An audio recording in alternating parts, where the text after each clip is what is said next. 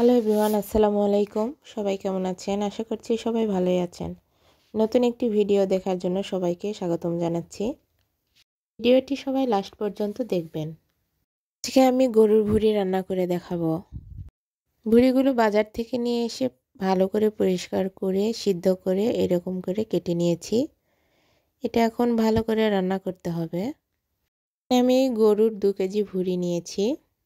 এখানে 1 কাপ পেঁয়াজ কুচি, হাফ কাপ রসুনের কোয়া, 1 টেবিল চামচ আদা থেতো করে, এখানে হাফ কাপ মরিচ ব্যবহার করেছি, শুকনা মরিচ এবং কাঁচা মরিচ দুটো একত্র করে, গোটা জিরা 1 চা চামচ, দারচিনি, সাদা এলাচ, কালো এলাচ, 1 টেবিল চামচ হলুদ, 2 টেবিল চামচ লবণ, পরিমাণ মতো তেল, আর এগুলো ভুঁড়ির উপরে ছিল সেগুলো তেল আমি এক্সট্রা করে রেখে দিয়েছিলাম, সেই তেলটাও দিয়ে দিলাম।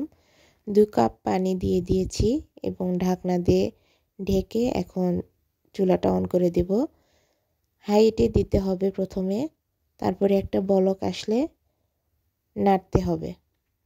এভাবে একটু ঢাকা দিয়ে রেখে আবার নাড়াচাড়া করতে হবে। লক্ষ্য রাখতে হবে কড়াইয়ে যেন লেগে না যায় বা পুড়ে না যায়। প্রথমে 2 কাপ পানি দিয়েছিলাম, সেই পানিটা শুকিয়ে আসছে, পরে আবার আমি পরিমাণ মতো পানি দিয়েছি সেদ্ধ হওয়ার জন্য। এখানে আমি দ্বিতীয়বার যে পানি দিয়েছিলাম সেই পানিতেই আমার ভুঁড়িটা সিদ্ধ হয়ে গিয়েছে। আপনাদের যদি সিদ্ধ না হয় তাহলে আবারও পানি দিয়ে ভালো করে কষিয়ে নিতে পারেন।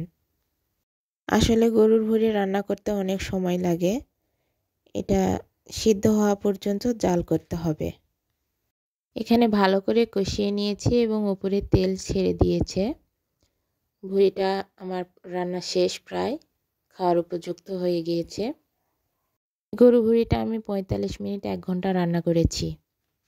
রেসিপিটা ভালো লাগলে অবশ্যই আপনারা এভাবে ট্রাই করবেন এবং গরম ভাত পরোটার সাথে পরিবেশন করবেন। আজকের ভিডিও এ পর্যন্তই। সবাই আমার চ্যানেলটি সাবস্ক্রাইব করবেন, আমার পাশে থাকবেন। সবাই ভালো থাকবেন। আসসালামু আলাইকুম।